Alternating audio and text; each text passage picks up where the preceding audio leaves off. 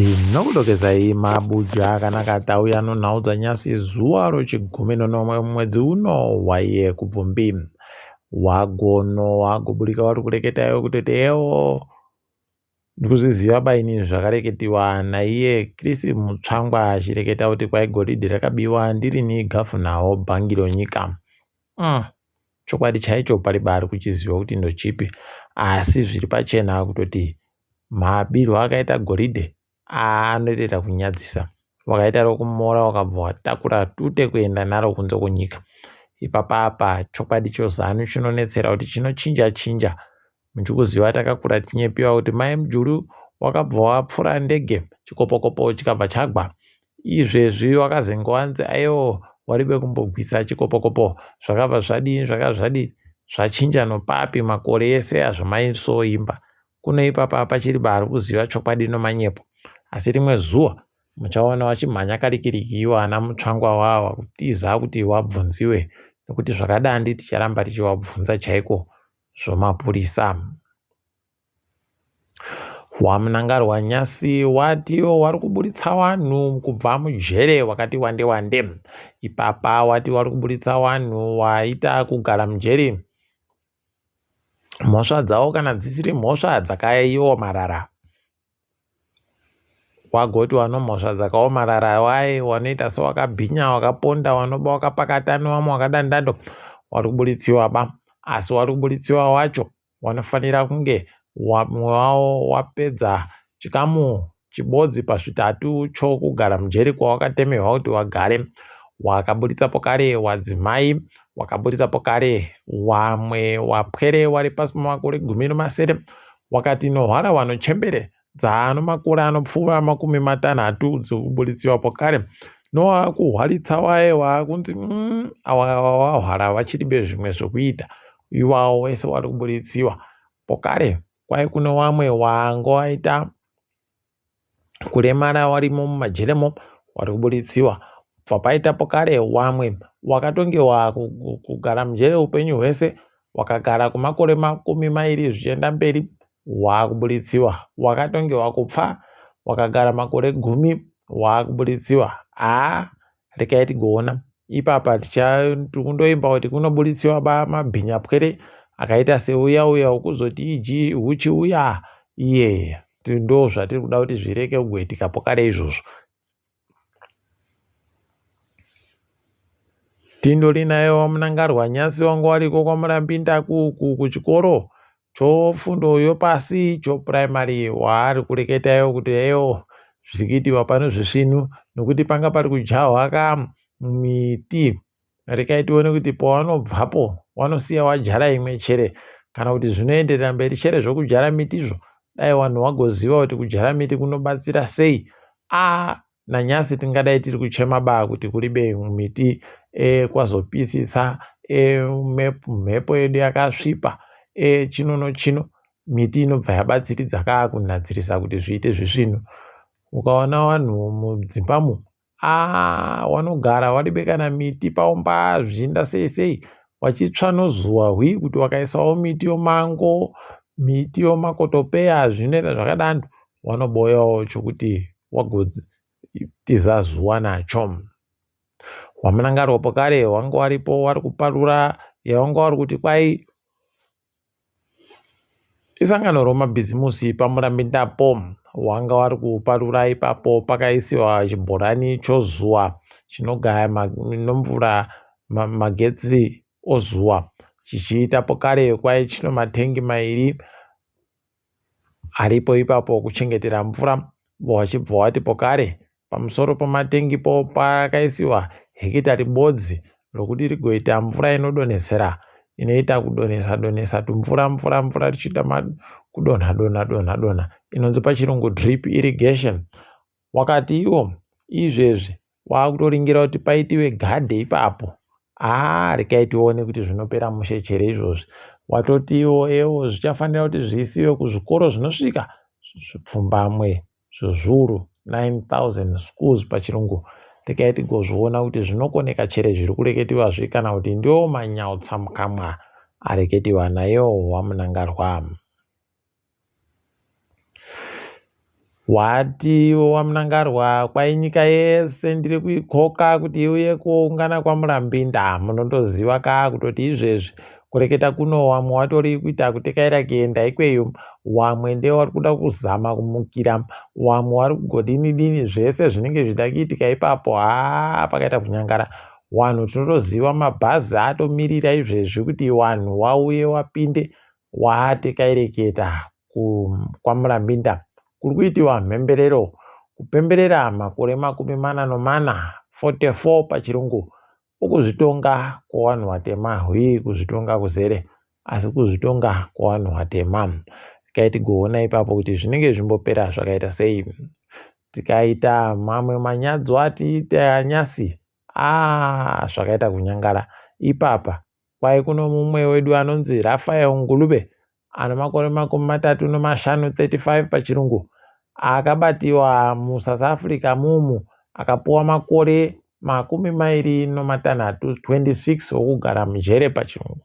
Pakaita kunyangariwa kana ipapa kwai mhosva yache ndokutekaira akazaza rori rache nohowe isingabvumiwe kutekaidza iya abalone. Kwai abalone yaakabatiwa nayo yenge iriyo mari inoita mamiriyoni masere omari yomuSouth Africa, 8 million US South African rand pachirungu. Warume angati ndanota kuno ewo zvakava zvapidiguka pidigu akambotiza mugore ra2018 akazobatiwa pokare mugore ra2022 achida kubva kuBotswana aribe mapepa.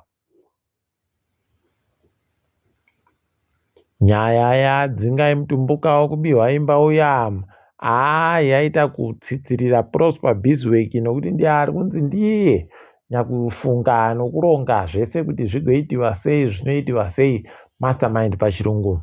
Kunorekai tione ipapa kuti zvichaperera papi. Kwai hama dzache dziri kutochema dziripo padarepo. Rekai tione kuti watoda kumboedza kudini. Ticharamba hedu takaringa, tinenge tichinokunyepai kana paine zvinenge zviri kuitika. Nyasi kwahwadza wamwe kamu kwaburika kuti kwai Evans Katumba kwai wakamugwarasha wafana wemuSouth Africa mumu, wakamugwarasha. Nyaya yacho chaiyo iri kuzikana kuti chii chaakanga chamboitika ipapo kuti azogwarashiwe kana kuti atombotoriwe achiendiwa naye paribe ari kuziva kuti chii chakanyatsa kuitika. Ticharamba hedu takaringa kuti zvinenge zvichipera kupi. Mweya wache ngauzorore murugare. Nyasi zvaburika zviri pamutemo manje kuti kuri hurumende waakusununguka. Hurumende yedu yabisiwa pazvirango zvoupfumi noAmerica. Tikuti makorokoto.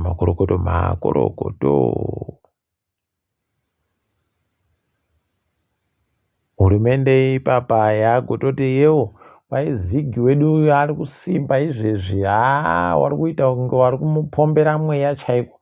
Rekai tione kuti anosvikepi, nokutoti kana akasimba achisimba pavari kunyorapo mumabhengi kuti Ziggy akasimba so asi asingakoni kutenga peturo, asingakoni kuita zvinhu zvinofanira kunge zvichiitiwa zvakaita sokubhadhara mapasipoti nomitero. Paribe kana chinhu ipapo, paribe chinhu.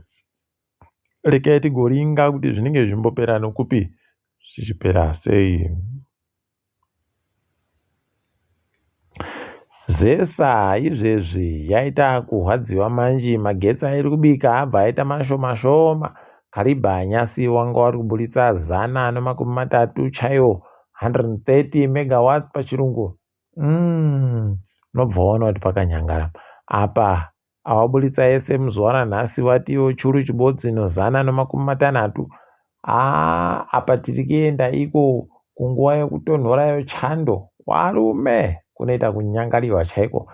Wendo huno pakukutu paribe chisvino.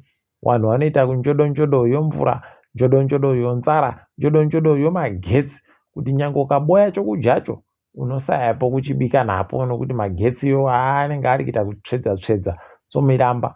Rekai tigoona kuti zvinopera musheshere ipapa. Tikaringa dziri kuitika pasi rese, Unilever muSouth Africa mumu yatiyo wanhu gorekai kutenga kwai ice cream kamu yo Magnum Varume nomunakiro inoita kwai inokona kuita kunge ino mapurasitiki notusimbi kunochiregai kuitenga vari kutoibenhutsa izvezvi kumafekitari kwavo uku pakaita kunyangara. Apa kwaburikapo kare vamwe vari kuti mutumbi waMarcus Jooste Steinhoff uya wai uri kuboekaba kuti uripi.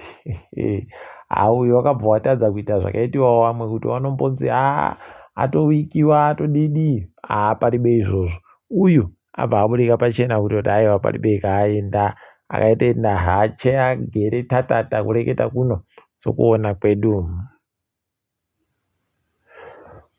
Migodhi yomuZambia yanyora tsamba kuhurumende ichiburikidza noZESCO ikati goti mugwirewo tsitsi wakomana kuregai kutidzimirawo magetsi pamuri kuronga kudzimira vanhu vese magetsi nokutoti makatidzimira magetsi zvino hazvaita kuti nyangarira. Idina yawe zvinoita kunyangara. Imwe michini yomugodhi inoda kudzimiwa kwai inotodzimiwa basi kana yapfa kuti indodzimiwe pese pese. Kunoregai tione kuti wachazviterekera chere kana kuti wanosiya zvichindoita kugwarashana zvakadando kuti migodhi iyo ipere basa. Ticharamba takaringa ipapo. Nyaya dzokutsakatika dzidzi kuno mumwe muJeremani anomari yakawanditsa kwaipapa akanga anzi atopfa nokuti asaika paakakwira gomo atoboeka hache akaita kudekara ari kujanyika rutivi. Idina yawe unobva waita kuzisaya kuti kohokona wakomana kundosiyawo zviri pamutemo kuti iwo ndichakudaba iwe kana kuti ndichadaba zvokuita babawo pano zvosiya zvakanaka woenda hako kwaunongochida kuendako. Unobva waona kuti pakaita kuoma chaiko. Mune nyaya imwe yafadza vazhinji kwai izvezvi kuno wanyori vanosvika 40 29 waramba zvokuramba wachinyora kana kuisiwa pasi pomubairo pen book prize. Tikuramba chizvitenda chiri kuwahwadza inyaya yezviri kuitika ikoko Palestine. Pakaita kunyangara asi regai tigoona kuti zvinenge zvichimbopera zvakaita sei. Ipapo mabuja regai henyu tidifamire pano. Ndini wenyu Mhanduwe Onhau.